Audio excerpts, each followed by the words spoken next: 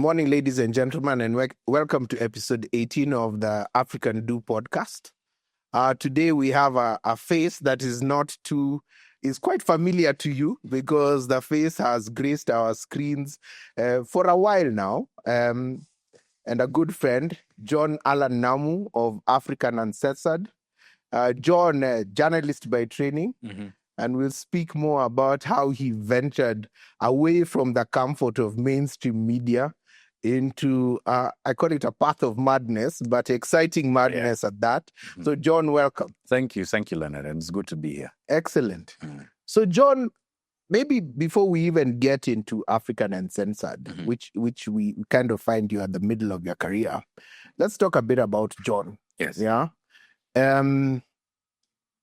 How did you find yourself in journalism? Is this a planned career path, or is this something that you stumbled upon? Maybe you can tell us about your early days and how you found yourself in this path. Well, it's. I like to think that it's a bit of both, right? Mm-hmm. So there's some things that I was doing when I was younger that just helped the profession, or rather being forced to do so. Like my dad would make me read the newspaper too. Yes. Just those small parenting things that you think really mean nothing. I'm just helping the boy with the English. Kumbe, the boy is learning and reading stories and getting intrigued by them. So there was that, and those were some of the earlier influences. Then there was, a period where there was some really, I'd say, bad reporting about someone in my family, mm-hmm. and it cost us as a family a lot. Really? Yeah. And I said that if I ever get the opportunity, I'm going to be the sort of journalist that tells stories correctly. Mm-hmm. So by that time, I'd kind of like settled on this idea that I'm going to do something that will likely be in the communication space out there. So my first thing was international relations when I joined university. That was my major. But then I sat in IR classes and I'm like, I can't imagine myself being this sort. I can't see myself in the future. I can't. And then I went to a journalism class. Okay. And I switched my majors. Mm-hmm. And I went into broadcast journalism, and it was interesting. It was something that came naturally to me. And from there, it just kind of took off, right? So post-university, where do you find yourself? Post-university, KTN. So I started at KTN while I was at university. Okay. Yes. So the short story is that the managing editor at the time came to give a talk to students. Mm-hmm. And he apparently was impressed by some of the questions that I was asking. This I learned from my lecturer years later. Okay. And he called me for an internship. I went and I stayed. Yeah, and it was around 2005, right after the referendum. Yes. Yeah, so I entered in those very interesting times in Kenya's politics. So very interesting. This top student manenos is a thing because from way back in the 70s, episode 12, we had Rose Kimoto, who was also a journalism student at University of Nairobi, mm-hmm. and found her way into the Weekly Review, mm-hmm. because Hilary Ngweno came to university and asked for the top two students. He wanted a woman and a man. So it's great to see that some of these trends cut across generations, and there is a space for merit. That's an interesting connection then that I'd say now I have with Rose Kimoto. But your characterization of top student makes me very uncomfortable. Why? I've never been that guy who's always been at the top. I think I look at top student a bit differently. Okay. I don't look at it as top student being A. Yes. I think, and I tell young people this all the time, that I think your story will be told at the end, or as it progresses. Yeah. All that happens at graduation time is that's just one phase. And I think I can now say, having watched your career and what you've gone on to do, that you qualify. You do qualify in my definition, and I'll stick by it that you do qualify for top student. Asante. And in that case, yes. Yeah. you go to KTN, but at KTN in the early days, if I recall right, you are a mainstream journalist. You hadn't gone the way of investigative journalism. No. You were just doing the run of the mill stuff. You were covering stories. Sometimes you're at the news desk and you are in the news and so on. So how is that journey, and how was your first few years immersion in mainstream media? So the thing about mainstream media, especially at that time, you had to be a very quick study. So I found myself doing a lot of things very early. So I was, and also just by chance. So I was doing voiceovers for guys on the business desk. And then, you start to learn a little bit about business reporting. You're on the general news desk because you're the intern. You're sent to all of the assignments that nobody like a KYF. Yeah. All of them. So the 11 p.m. assignment as well as the 8 a.m. assignment. So you start to get a very good sense of the breadth of the kinds of topics that you cover. But very quickly you find that it's not edifying. It doesn't fulfill you. Yes. You're just doing these short stories for the news. Yes. Especially after you do, like, doing story number one at the time was like a big thing. Of course, huge. Like, you're doing the top story of the day. Once you do it a few times, you're like, okay, it's kind of the same, and what's beyond that? So that's how I spent, I'd say, my first year. Yeah. And then, so 2006 as well, then I start to fall into features, because now that's kind of like more my vibe. You're allowed to write a little more colorfully. You can spend more time with characters, with your interviewees, and build a story, right? Yes. And it's kind of like enterprise journalism. And then this guy walks into our newsroom, and at first he's assigned to the sports desk. Yeah. And because he's from Coastal, he doesn't have a lot of friends, so he'd eat lunch alone. Then one day I just called him, hey, see, we go and we have lunch together. And this is who? Moha. Moha. Jicho Pevu, yeah. Yes. Yeah. And thus began the friendship. Okay. But Moha always had this eye for investigative work. And I was like, yeah, I kind of like it, but I've never really thought about it. He did, like, his first investigation, and I'd say it was a slam dunk, right? Because it was very confronting. It was about a sex toy shop somewhere in Nairobi. Oh, really? And at that time, like, guys are like, what is this immorality? Before the guys have admitted. Yeah. Oh, what is this immorality you're showing us on KTN, blah, blah, blah. Yeah. Like, guys really had, in the newsroom, guys were really hitting. Not even in the public. Oh, the public, yes, but in the newsroom. Oh my gosh, what is this? Blah, blah, blah. No. People, sometimes when a good product comes, masked in something else, you don't recognize it at that time. But how does he get the leeway to do the story? He's a very pushy person. Okay. And in a good way. Yes. Right? Like, he both pushy, and he has a very good work ethic.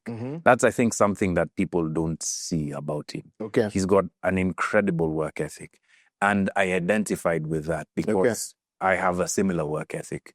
And so he does this first one, and then, a second one comes, and I'm like, you know what, I'm interested in this. And then doing interesting. Yeah, and earlier on, we also started getting sent on assignments together, right?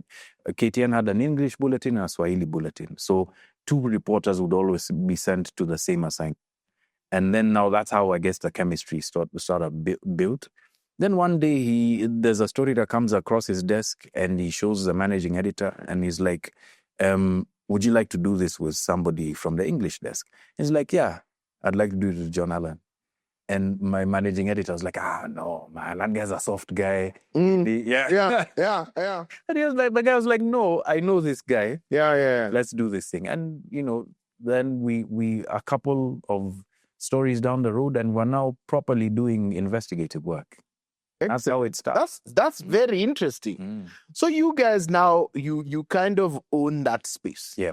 Because I think I can say with as an observer or as a consumer of your content. Yeah. You guys defined what the investigative journalism space was in a Kenyan context.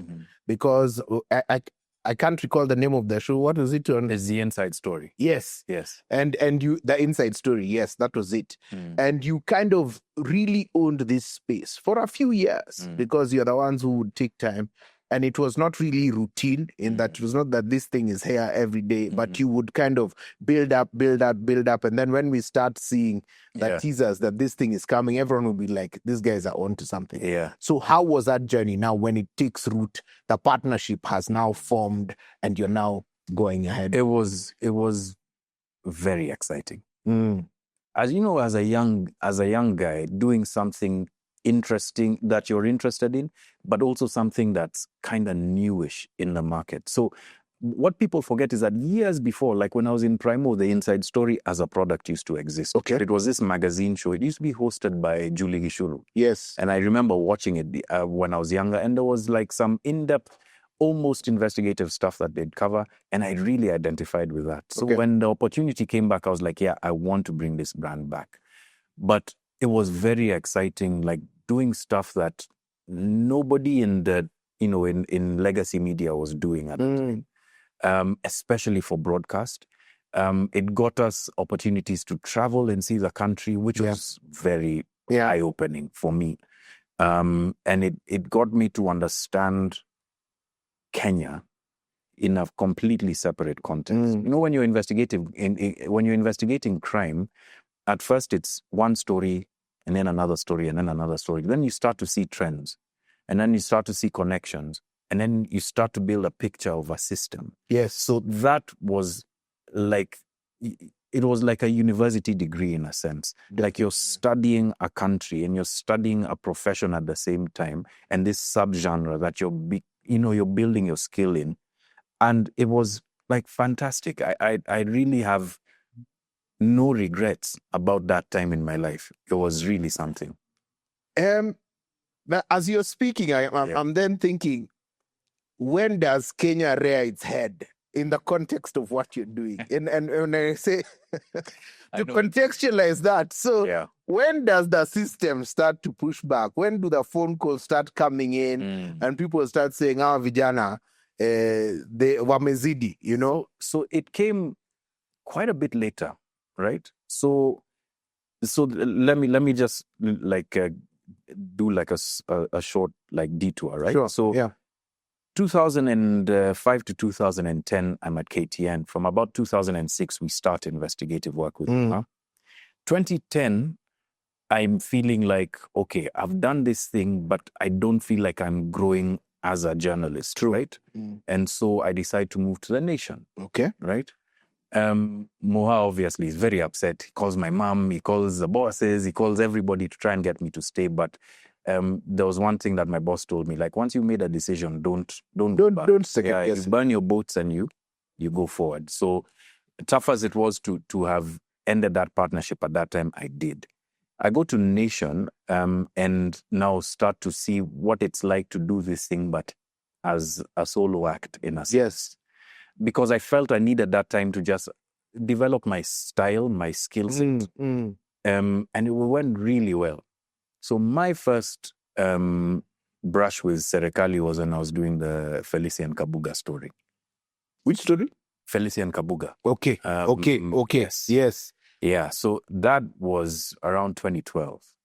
And, you go along these things not having interacted with how, I guess, nefarious the state can be sometimes. And it's shocking because, what happened was, I found out later, like they reached some of my sources, possibly threatened them, shared some bad intel with them so that it could poison the entire story. Yeah.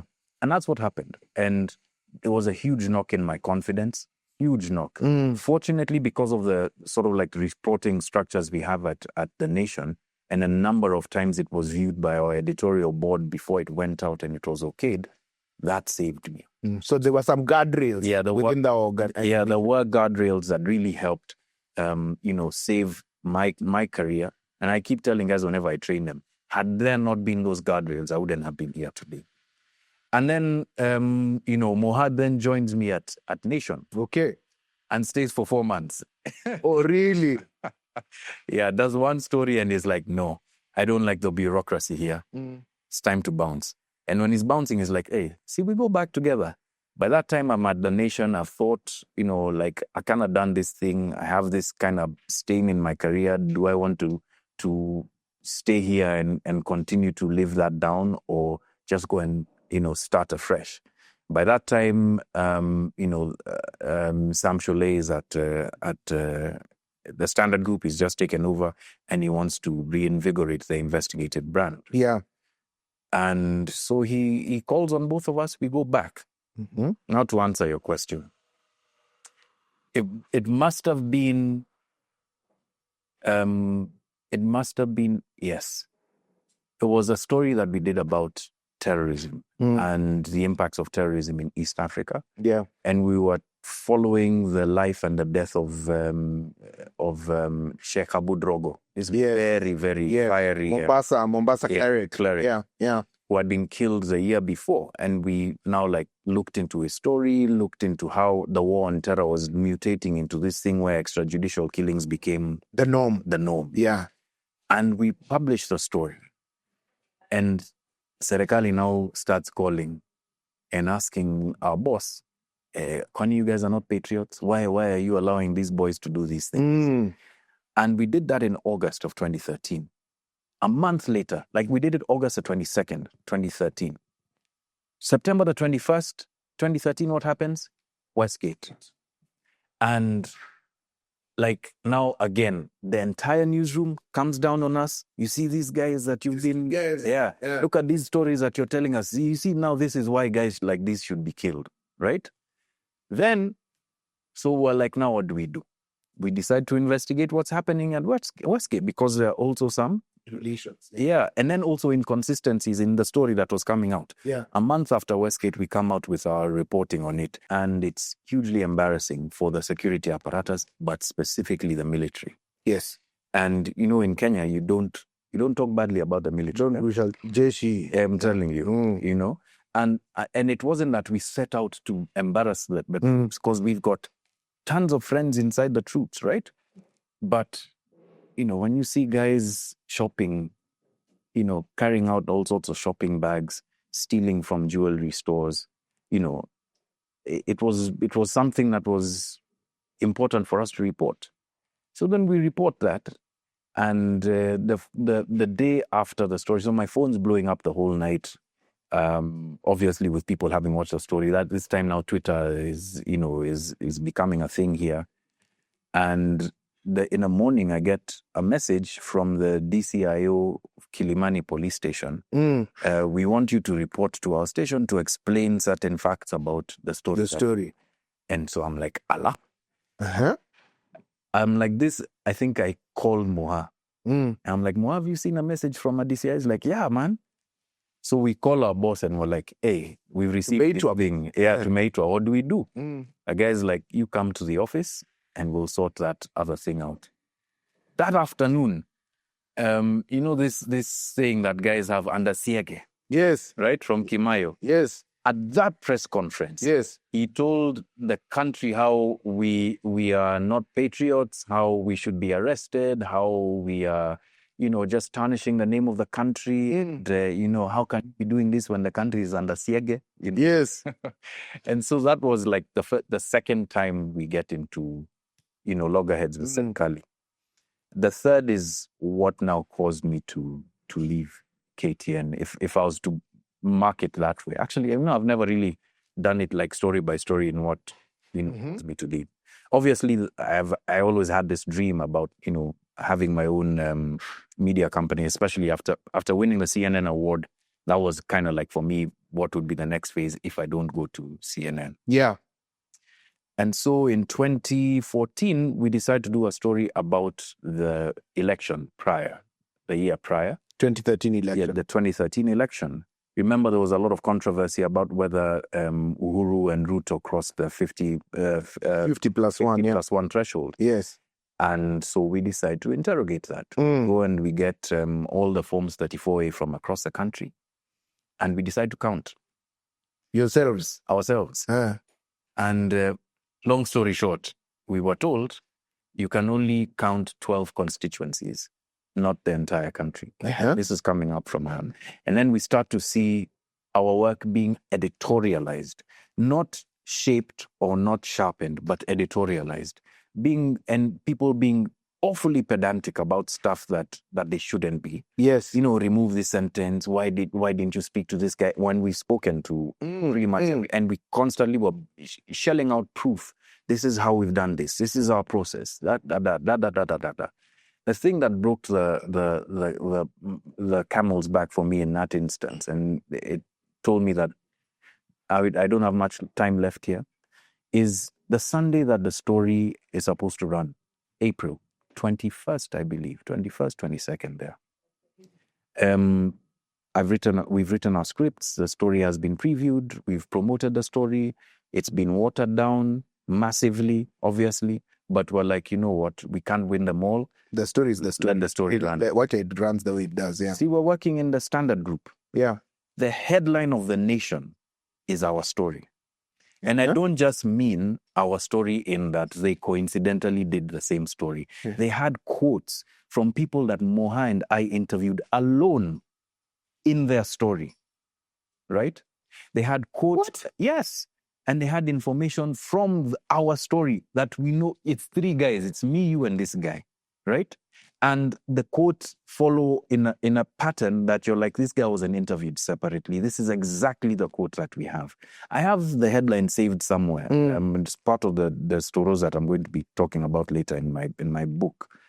But that showed me like, okay, not only have they attempted to water down our story by threatening people in our editorial book, but now they want to water it down by now sharing it with a rival media company. And then I showed that to my boss at the time, Joe. He was livid, but we were like, you know what? Let's just carry on. In my head, I was like, this is the last time I'm going to do something and make this kind of an effort, because it was a big effort for a media company when these kinds of things are happening in this climate. So it just kind of, clicked for me that I was like, we're not gonna last much longer. That was 2014. We registered Africa Uncensored 2014. 2015, I left. So now you have taken me where the story has kind of, just like your journalism, the story has brought us here. Yes. So basically, you're telling us that, and this is interesting because you see this a lot from an entrepreneurial perspective. You're driven by something. Yeah. And you realize that you start getting frustrated at what, when you are younger and more impressionable, was a thing. And then the thing that you loved, or where you're doing the thing that you love, you start seeing the cracks. Yeah. And in your case, if I understand you right, you're saying that you wanted to tell stories in a certain way. Yeah. And you are ready for the stories to lead you where they will. Yeah. And let the story come out and be told. Exactly. But you then began to find out that who you're telling the story for or under, they don't have that same appreciation. Always, in the sense that you have an example you've given us when the guardrail saved you. Yeah. But you have equally, probably more examples when the same system now shackled you and stopped you from telling the story. So you decide to now go into not just storytelling, but you go into payroll, into entrepreneurship. Yeah. So tell us that story. How you've told us how the mindset. Yeah. But what do you go through to now set up now African Uncensored? That's a good question. So it starts with relationships that I formed while I was at the Nation. So by 2012, 2013, you're starting to see a bit of a drying up of the resources to do investigative work inside legacy media companies. And at the same time that these organizations, those HIVOS, which is a Dutch organization, that start to offer journalism grants to do investigative work. And I was like, you know what, this would be a good thing for me. Let me apply for this grant. So I applied for a grant in 2011. I got it. I did some reporting. And over time, we now develop a relationship. I get a fairly big grant to support reporting at KTN. Okay. And that also strengthens the relationship. And when we decide we're going to leave, I just go back to them and say, look, this is what I'm thinking about doing. We don't have much capital beyond the things that the amount of money that we've saved. And we need to be able to sustain ourselves for about 2 years as we understand this game, but this is what we want to do. So can you fund us? And they did. And so the first grant that we got allowed us to hire a couple of guys. Yep. Yeah, we started out 7 guys, and sublease an office and just work. Now, obviously, at the time, you have no appreciation for what it means to process payroll. Yes. For what it means to pay your taxes by the 9th. Yes. What it means to do your returns, what it means to do be compliant. To be compliant. That was about the first 2 years of my life, just understanding both the compliance regime that you need to understand for the government, but also because a lot of the funds that we were getting were coming from these philanthropic organizations, the reporting process and the language of reporting, which was a trip for me, of doing that. And then now internally managing your staff, managing payroll, keeping expectations at a certain place, being able to pay salaries that that are comparable to the market rate. Yes. But also keeping people inspired by this vision that you have. So it was, as the late Meshuki would say, a bit like juggling liver, right? Yes. You get one thing right, maybe you get the journalism right, but you're causing delays with these partners that you have to report to. That sours a relationship that you have to go and fix. You forget about this. You miss a couple of days of your tax payments. There's a penalty that you have to pay. So I really learned by doing. To be honest, I learned quite a bit about how to, to set up a business by doing. But mine is not the typical journey in that I did get startup, support from one of these philanthropic organizations, and then a lot of the savings that I also had went into the organization. Yeah. So let's park that bus there a bit, and we'll come back to it and go a bit into what you've brought, because you've brought some very interesting and pertinent entrepreneurial challenges. One, so I have 2 questions for you on that front. Yeah.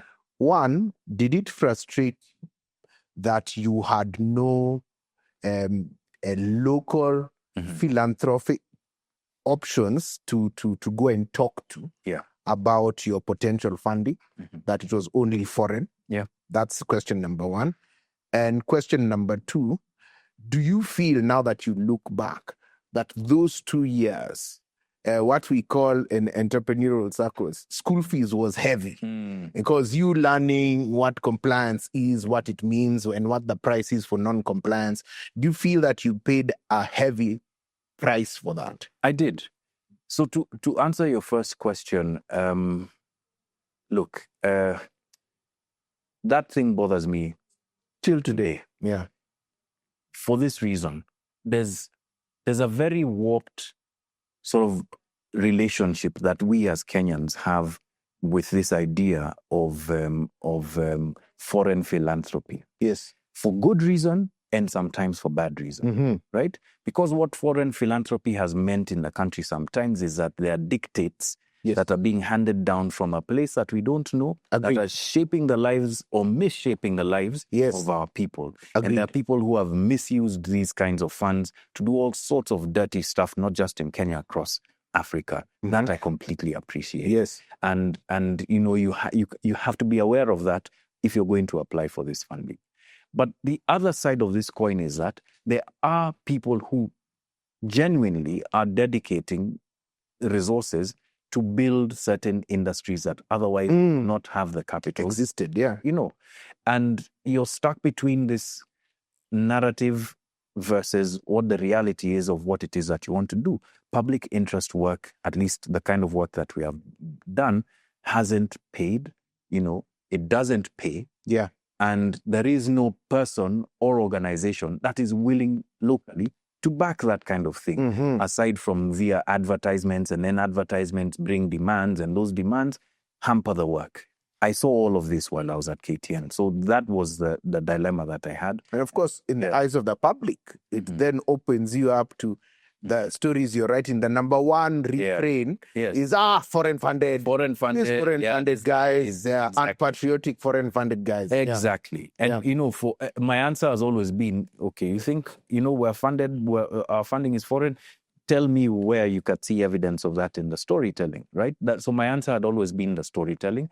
But at a certain point in time, you want the answer to be, I wish, or rather, there are these local guys that I can turn to.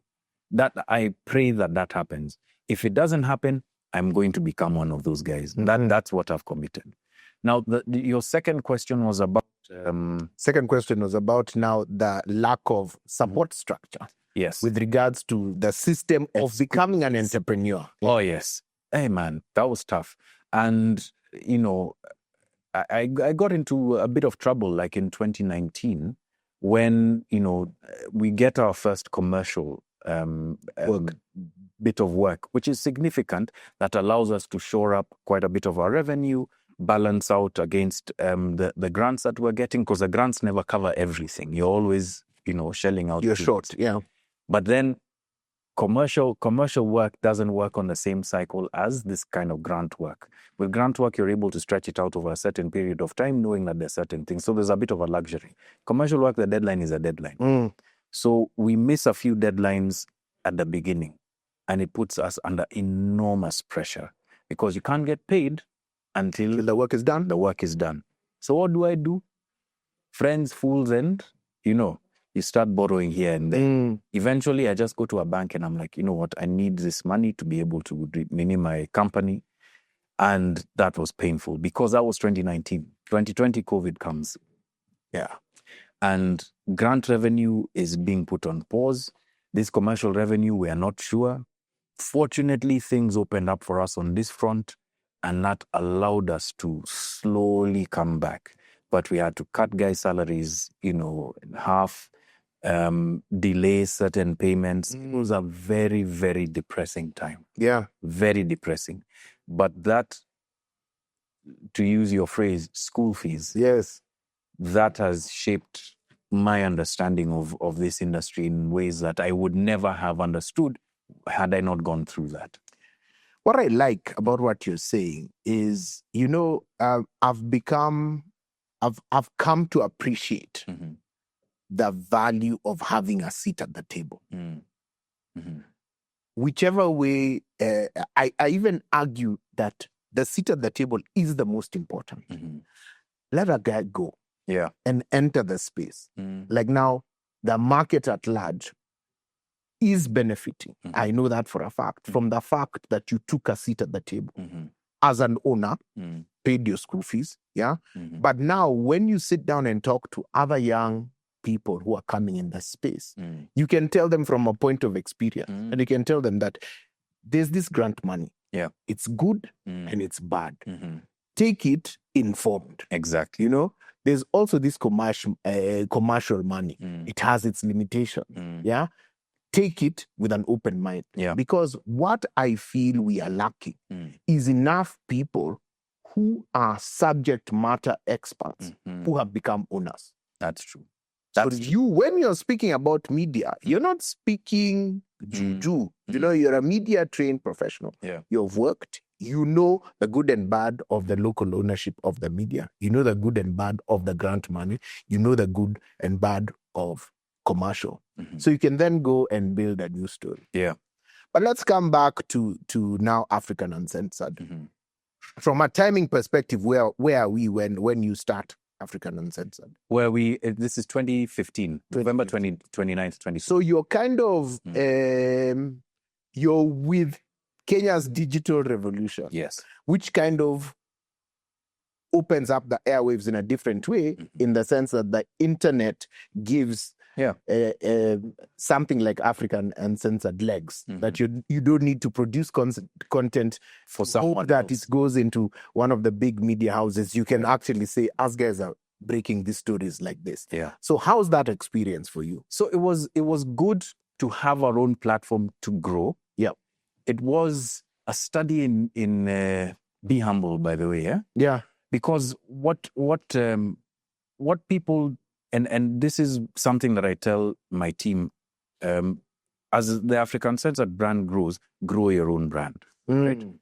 When I left KTN to start Africa Uncensored, the assumption was that the kind of brand equity that I had grown was transferable, right? Like I can just take it and plug it here and it'll work. Yes. And the signs seemed like that might work until we actually started doing our work. We are starting to grow a completely new brand. People know you, they don't know the brand. So they don't trust the brand and they're wondering why you've left a nice paying job. True. And so they're not really invested in you. So there's a lot of hard yards that you have to make to be able to do that. But the great thing about it was that even if people weren't paying attention to us, we could kind of build in the dark and publish these important stories and let people sort of like see them from a completely different and separate and lens and perspective than they would have if I was in legacy. And that journey leads us, from strength to strength, from one big story to the next, to the next, to the next, to a story that then now gets us recognized around 2018. Our model actually was that, yes, we'll break these stories on our platform, but we'll also sell them to legacy media. Okay. I learned very quickly that money that I thought was in the newsroom had now dried up. It was coming. It took our first client 8 months to pay us for what they bought, for the story that they bought. And we sold it to them at a pittance. On the cheap, yeah. On the cheap, because these are my mates. I'm trying to build a name. Let me take a cut on this one. When they pay back, at least it'll help me run my biashara. Wapi. Can you imagine having a big chunk of your revenues not booked? You understand? For 8 months. And what it does. So that obviously now to the 2019 story, that now also... Of course, that's what pushed you to the bank. It pushed me to the bank eventually. But that experience in terms of the storytelling was really refreshing, because I fortunately had a team of guys who were very mission-driven, who believed in it, in what it is that we're doing, who took initiative to do things when I was just completely held up or split 7 different ways. And the early days of Africa Uncensored were really a good time for also building a culture in our organization. What we are. That has saved us more times than I care to admit. Wow. Because there are times when you've done stories and there's no response. There was a time 1 year where we did so few stories because we were just trying to survive, that you look and you're like, man, if this goes much longer, I'm just gonna have to fold up and go hat in hand back to KTN. But our culture, that never say die thing, that thing of it's important work that we're doing. Really, I saw it with a couple of people in our newsroom who just kept pushing and kept saying, no, don't give up. You do this thing. We are doing the right thing. We're on the right track. And that's really what brought me to where we are today. Very nice. So you're touching on some rather weighty entrepreneurial, and one of the things that I share with you, and it's great that you brought it up, is one thing that it's important for people out there who are looking at entrepreneurship to recognize. Yeah. You spoke about your leaving KTN, and particularly when you have been flying high in a corporate environment, there's a fallacy when you think that it is John-Allan Namu flying high. And I think what many of us forget is that it is John-Allan Namu of KTN. Exactly. Or John-Allan Namu of Nation. And you're leaning on the bigger brand to buttress your brand, so to speak. And you walk out assuming that John-Allan Namu is carrying this weight, but you go out and you quickly realize very quickly that John-Allan standing on his own, of first thing is guys are asking, African Uncensored. What is that? What's that? And you later on, as many of us found out, people in the corporate space, even some of your colleagues, are maybe outwardly wishing you well, but inwardly saying, where is this guy going? Yeah. You can tell. Yeah. You can tell when a guy's, that one where they're like, you're doing all good. That's Wish so you all the good for best, you. man. I wish you all the best. all the best. Yeah. They're almost holding you and praying for you because they're like up and down. Things are, what is wrong with this But guy? you're alone, man. Yeah. You're alone. Okay. So now, African Uncensored, you've weathered some storms. You've gone through the school fees. Pandemic comes and goes. It's interesting to see that. I see it from the lens. And I remember we did an interview with you during the pandemic and how it was impacting the restaurant space. But you now weather the storm. So how does it look now going forward post-pandemic? So post-pandemic, what it looks like is that we are now at a place where we've got a good chunk of our revenues coming from stuff that we generate and sell, right? So and these are both products and services. Over the 10 years, and imagine it's been 10 years. Of African Uncensored? Of Africa Uncensored. Wow. 10 years this year. Oh, yes, of course. 2015. And it feels just like yesterday. Yes. So over the 10 years, we've built like very serious skills as investigative journalists. Yes. Skills that we don't just use for ourselves, but skills that are transferable in training, in research, etc. So we're trying to build up those verticals within our business so that it can support the work that the core of the work. There's also now like white label productions that we do for various organizations. And then now, like with our training and curriculum development, we have like 4 different, I guess, in food, you call it a SKU, right? Yes. But 4 different segmentation. So we do early career journalists, mid-career and early specialists, newsroom leadership, and then as well as newsroom strategy, and then organizations that have storytelling needs, like the ones that we have. Okay. So that's really growing.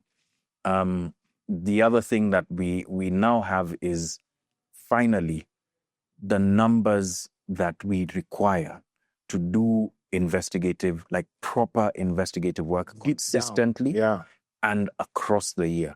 Because that had always been a challenge. Because, I'm on the dance floor and on the balcony. So I'm doing the stories, but I'm also running the organization. Yes. So what this time and COVID, etc., has done, it's allowed for me to build a management team around myself.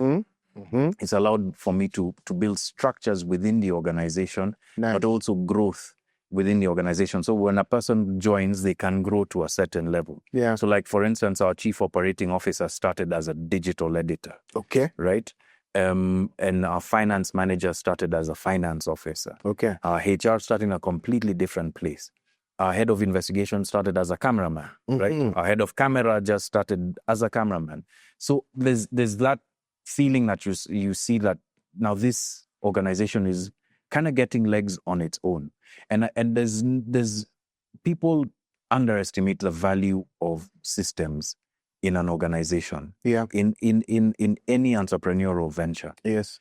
Systems are important, but systems are important when you need them. Yes. Right? There was a point in time where the company didn't require a lot of the systems that we have. It was small, we were a few guys, and a lot of things could get done very, very quickly because you're kind of like all around the same table.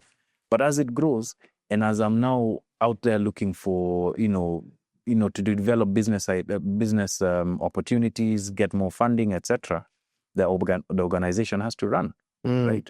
A good friend of mine told me that, and I noticed this after he told me last year, that that year 2024 was one of your most successful years because for a month you left the company. I'd gone out for a month. Those are trips that I had for a month. Yes.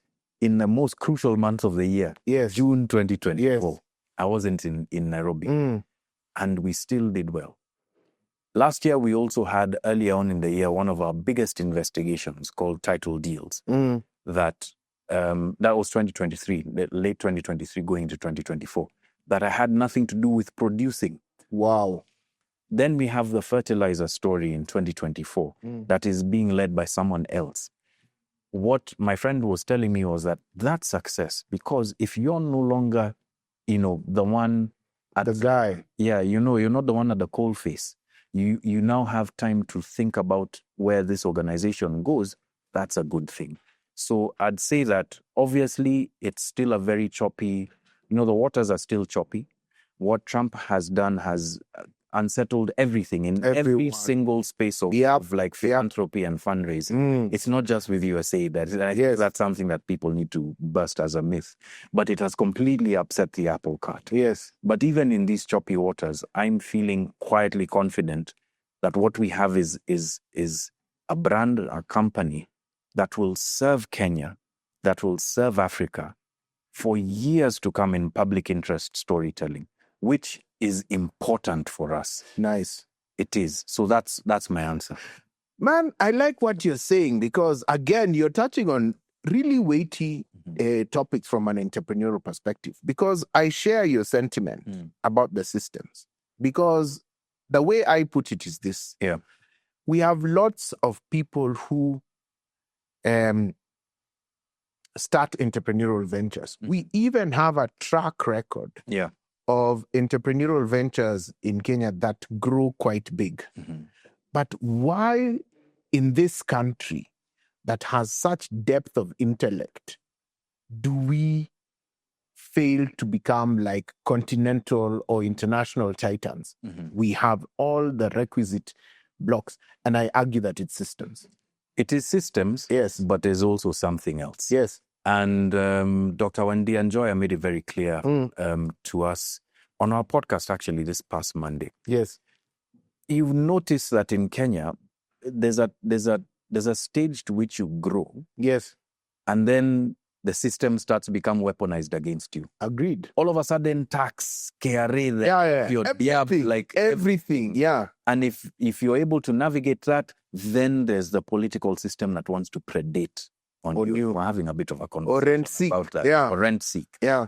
That's an even bigger problem than systems. Agreed. And the moment we start to see that, and not to talk about the specific person we're talking about off camera, but you said something so astute that there is no counterbalance for that kind of predatory system that we have in this country that allows for us to now just be free and just grow.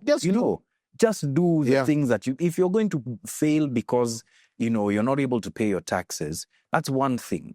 But if you're going to be failed by people who want to predate and suck, the life out of you, then that's a completely different kettle of fish. And if we do not have this conversation about why it is we have systemic predatorial, like mannerisms in our politics hemmed into our economy, then we'll always have this cycle of guys who, like they take off and they burn bright and then something happens and we never see them again.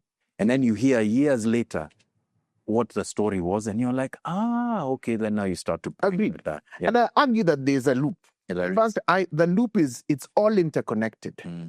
What is the price that we are paying? Yes. Yeah.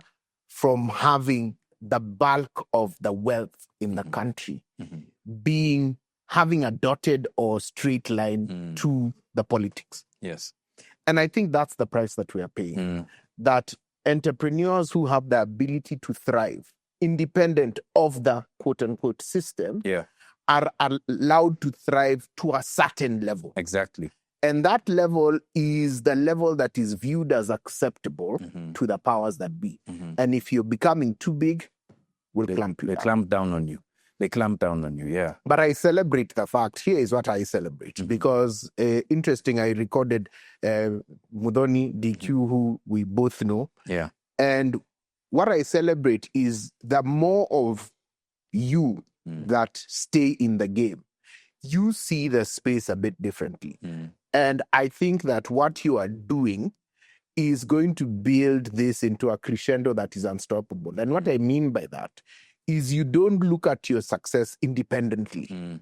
That even as you do, you're building teams. Yeah. Yeah. And those teams are being inspired to do their own thing. They may be with you and they may choose to grow with you. They may choose to grow chant their own path like Yeah. you did. Yeah. But as long as you continue to chant them out, I think that's a great plus for that. And that's why I'm obsessive about having a seat at the table. What it means for us to have a seat at the table is there are so many industries and so many opportunities, and there are some things that are unstoppable.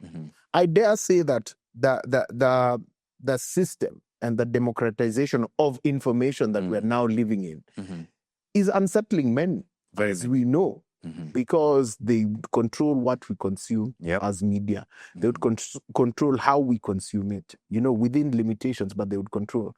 Now, anyone can wake up and say on X or Twitter or whatever medium, and there's a wide variety of media. And that's a powerful tool. So I really hope I live to see it, but I'm glad that we're living in an age where we can see this opening up. Let's come to the future. Okay. We have talked about history. One, you, by virtue of the work you do, you have a great pulse on the nation. You have a great pulse on what we hear, what is happening. As we say, vitu kwa ground. You're on the ground. So what are you seeing on that in a Kenyan context, in an African context, with this bulging youth demographic? What are you seeing? What are you hearing? What's the sense you get? So, a very senior journalist who I have a lot of respect for says that, every 20 years there's this sort of like generational question that is that a country faces. And we're at one of those points right now. Except for me, I don't think that it is so much generational as it is existential. Okay. It's both. Okay. Right? So what June to me represented... June last year. What June represented wasn't so much the confrontation of a political elite, over a finance bill. That was the spark, right? What the story is a lot more similar to what we've been discussing here. There is a dissatisfaction with how the country is organized, because the country is not organized for the success of the many. Yes. Right? It's organized for the success of the few at the expense, specifically at the expense of the many. So laws will be crafted, policy will be made, enforcement will be, enforcement arms will be geared towards ensuring that system sort of like engenders itself. So the point we are at a country is that we must contend with the damage that this system has done, but also the benefits, right, of what this system has had. Because, we like to speak about this system as if it doesn't have benefits to some people, even to people like myself. Yes. Right? The schools that I went to were those exclusive schools that were part of this system. Yes. Right? The opportunities that I've had as a consequence of the networks that I've been built, but also within a very limited sort of like skew of this same system. Now there's a level of self-acceptance that there are things that I have done or I am a part of that are helping cement this system for a long period of time. True. What must I do? So that's really the question that we are being faced. If I was to reduce it to something as small as that, it's the what must I do to ensure that Kenya survives, that we have a new mindset that allows for the success of the many and the few together. Yes. Right? And that's the same question that's being faced across Africa.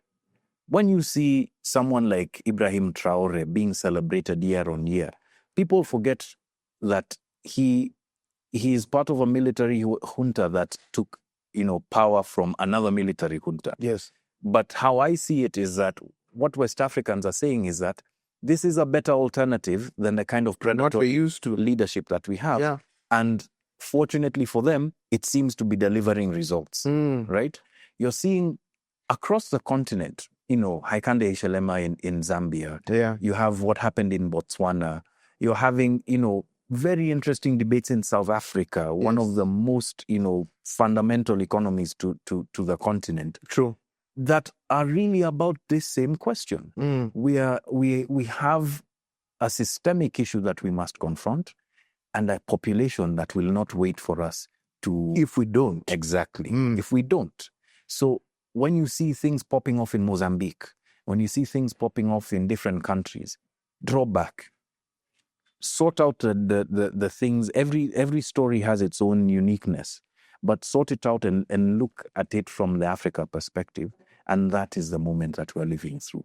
Yeah. We lived through the moment where colonial leadership was supplanted by military and sometimes dictatorial leadership. Yes. We then now get into the democracy state, and now we're looking at what the limits of democracy are under kleptocratic rule. Yes. And now there's another phase of our rulership and our economies and our social interactions that we need to confront, and the youth are at the center of it.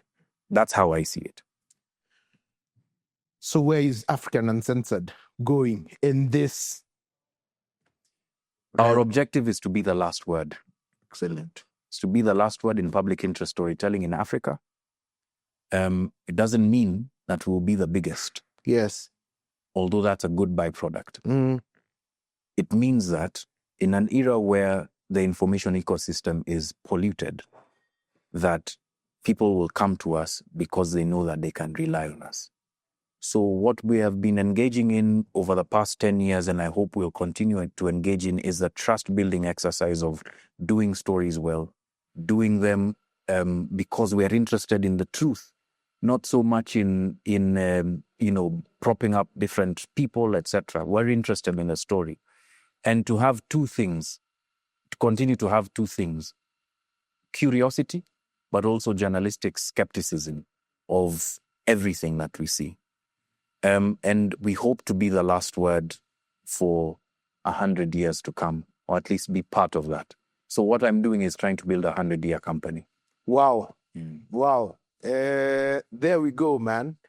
You were worried that the hour would not. Are we at the hour? We're at the hour, man. I've just been signaled that we're at the hour. But man, what a story. Yeah. I mean, John, first of all, I've started giving flowers when I can. So first of all, man, it's exciting. And I've chosen to be the optimist. I share a lot of your thoughts, but I've chosen to be the optimist. And you represent some of the optimism that I feel. In the sense that we are not waiting to be told, but we are seeking to tell ourselves and tell our own stories in our own way. And the fact that you're championing that, not only championing it by telling the stories, but championing it by training additional people to come on this journey with you and tell the stories in their way, but sticking to a certain ethos and a certain truth that we all excites me. I say that culture always is ahead of systems. And the fact that we have a culture that is unashamedly African, very proud to be African, for me, I choose to lean on that as my hope. I don't have all the answers yet, but I think it puts us in good stead. It does. Yeah. It does. And neither do I. I don't have the answers as well, but I like what you've said. Culture comes before systems. Exactly. Sometimes when you're doing things, you think that you're doing the right thing, but you don't really know. So it's very affirming to hear that. Excellent. So John-Allan Namu, thank you very much for being our guest in episode 18 of the African Do podcast. We have enjoyed and we have learned a lot from you, and we wish you all the best with African Uncensored. Keep telling our stories, and you espouse the name of our podcast because you're an African and you're doing. So we appreciate that greatly. Ladies and gentlemen, that wraps up episode 18 of the African Do podcast. John-Allan Namu with lots of stories about us, where we're going, where we are. And we thank him very much for being our guest. Asanteni sana and have a nice day.